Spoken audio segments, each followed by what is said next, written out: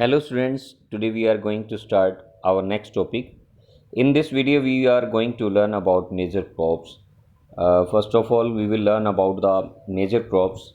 As we know that a variety of food and non-food crops are grown in different parts of the country and depending upon the variation in soil climate and cultivation practices. जैसा कि सबको पता है कि हमारे देश के अंदर भारत देश के अंदर विभिन्न प्रकार की फूड और नॉन फूड क्रॉप्स जो हैं डिफरेंट हिस्सों में उगाई जाती हैं। ये डिपेंड करता है कि ये जो सोइल किस प्रकार की है, क्लाइमेट और कल्टीवेशन प्रैक्टिसेस के ऊपर डिपेंड करता है। और अगर हम मेजर क्रॉप्स की बात करें इंडिया के अंदर तो वो rice, wheat, millets, maize, pulses, ये ग्रेन्स, ये जो ग्रेन्स वाली जो फूड ग्रेन्स कह सकते हो उन्हें, ये फूड ग्रेन्स वाली क्रॉप्स हैं। Rice, wheat, millets, maize, pulses और इसके अलावा जो है sugar cane, oil seeds, tea, coffee, horticulture crops, these are also food crops other than the grains. So non food crops कौन सी हैं? रबड़ है, फाइबर क्रॉप्स है, cotton, jute, these are non food crops. Did you know India produces 51 major crops? क्या आपको पता था कि भारत जो है, भारत में जो 51 प्रकार की मेजर क्रॉप्स उगाई जाती हैं? तो अगर हम मेजर क्रॉप की बात करें दैट इज़ राइस, वो कौन सी है? राइस है। तो rice is food crop of majority of the people in India. जो राइस है वो स्टेपल कह सकते हो, स्टेपल फूड है भारत के अधिकतर लोगों की, मेजॉरिटी ऑफ द पीपल की वो मुख्य आहार के रूप में यूज़ करते हैं। India the second largest producers in the world after China. China के बाद भारत जो है सेकेंड लार्जेस्ट प्रोड्यूसर है पूरे वर्ल्ड के अंदर, यानी पूरे विश्व में भारत का दूसरा स्थान है चावल की खेती करने में या चावल की पैदावार में। हमारे भारत देश का दूसरा स्थान है, चाइना का प्रथम स्थान है, तो इंडिया का द्वितीय स्थान है।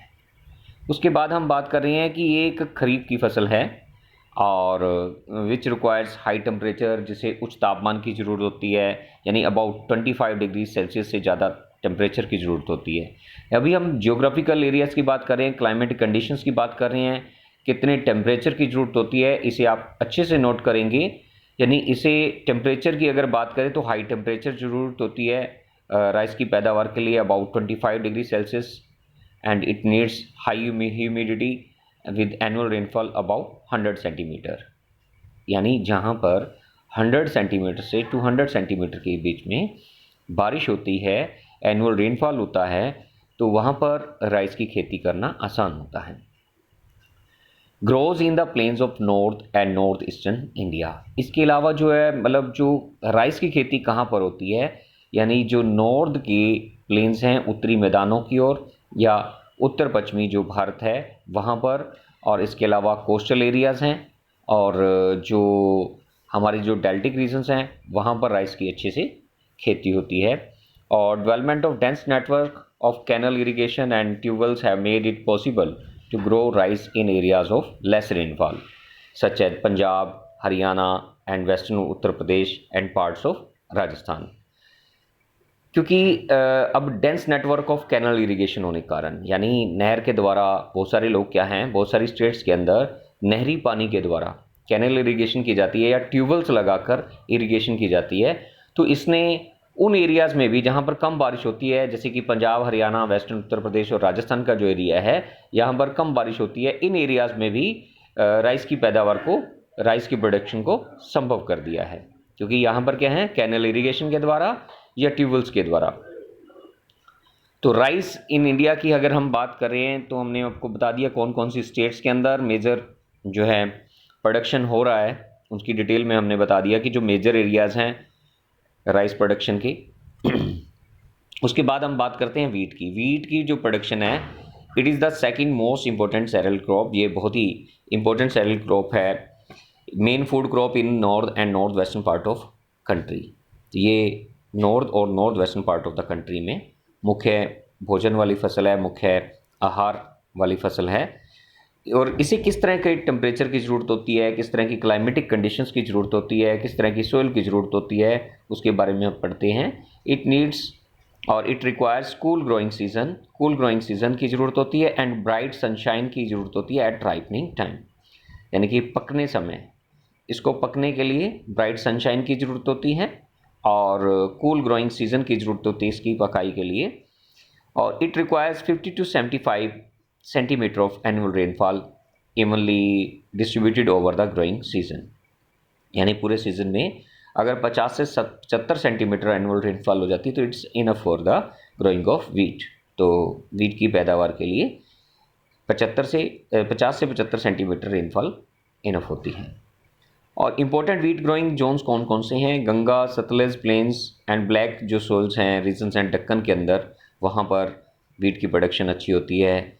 मेजर वीट प्रोड्यूसिंग स्टेट्स कौन कौन सी हैं? Punjab, Haryana, Uttar Pradesh, Bihar, Rajasthan and parts of Madhya Pradesh जो हैं ये मेजर वीट प्रोड्यूसिंग स्टेट्स हैं। तो हमने पढ़ा मेजर वीट प्रोड्यूसिंग स्टेट्स कौन कौन सी हैं। इसे आप मैप के द्वारा भी देख सकते हैं। मैप में दिखाया गया है कि major wheat producing area north का पार्ट है, नॉर्दर्न प्लेन्स का है, वेस्टर्न का पार्ट है और इवन मध्य प्रदेश का जो पार्ट है, यहाँ पर अच्छी खासी प्रोडक्शन होती है वीट की। अब हम बात करते हैं मिलेट्स। मिलेट्स की बात करें तो jowar, bajra and ragi are important millets grown in India. Jowar, bajra और जो रागी हैं इम्पोर्टेंट, ये क्या हैं? इम्पोर्टेंट मिलेट्स हैं जो भारत के अंदर उगाई जाती हैं। दो these are known as coarse grains, हालांकि इन्हें कोर्स ग्रेन्स के नाम से फेमस है ये।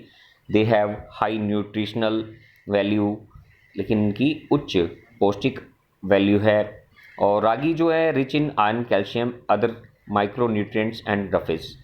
रागी में क्या होती है कि आयरन की मात्रा, कैल्शियम की मात्रा और अन्य जो हैं माइक्रो न्यूट्रिएंट्स हैं और रफेज की मात्रा जो है बहुत ज़्यादा होती है। It is a crop of dry regions and grows well on red, black, sandy, loamy and shallow soils. ये जो है फसल जो है ड्राई रीजन्स की है और ये रेड, ब्लैक, सैंडी और लोमी सोइल्स और शैलो सोइल्स में अच्छी खासी उगती है। Karnataka is the largest producers और फॉलोड बाय तमिलनाडु। कर्नाटका जो है लार्जेस्ट प्रोड्यूसर्स है, इसके बाद followed by Tamil Nadu. Himachal Pradesh, Uttarakhand, Sikkim, Jharkhand and Arunachal Pradesh are also क्या है इम्पोर्टेंट रागी प्रोड्यूसिंग स्टेट्स हैं। Jowar is the third most important food crop है with respect to area and production की अगर बात की जाए तो ज्वार जो है third most important food crop है और it is a rain fade crop बोला जाता है इसको, जो कि मोस्ट एरिया में जो नमी वाले एरियाज़ हैं वहाँ पर ये अच्छी खासी मात्रा में उगाई जाती है। महाराष्ट्र जो है लार्जेस्ट प्रोड्यूसर है ज्वार का और उसके बाद कर्नाटका, आंध्र प्रदेश और मध्य प्रदेश हैं। बाजरा जो है कहाँ उगता है? Sandy soils and shallow black soils पर उगता है। राजस्थान जो है वो लार्जेस्ट प्रोड्यूसर्स है, उत्तर प्रदेश, महाराष्ट्र और गुजरात और हरियाणा के बाद इसके बाद क्या है इनका स्थान है। तो आज के लिए इतना ही काफ़ी है। आगे हम पढ़ेंगे मेज़ और अन्य फसलों के बारे में, फूड क्रॉप्स और नॉन फूड क्रॉप्स के बारे में पढ़ेंगे। आज के लिए इतना ही काफ़ी है। Thank you and have a nice day.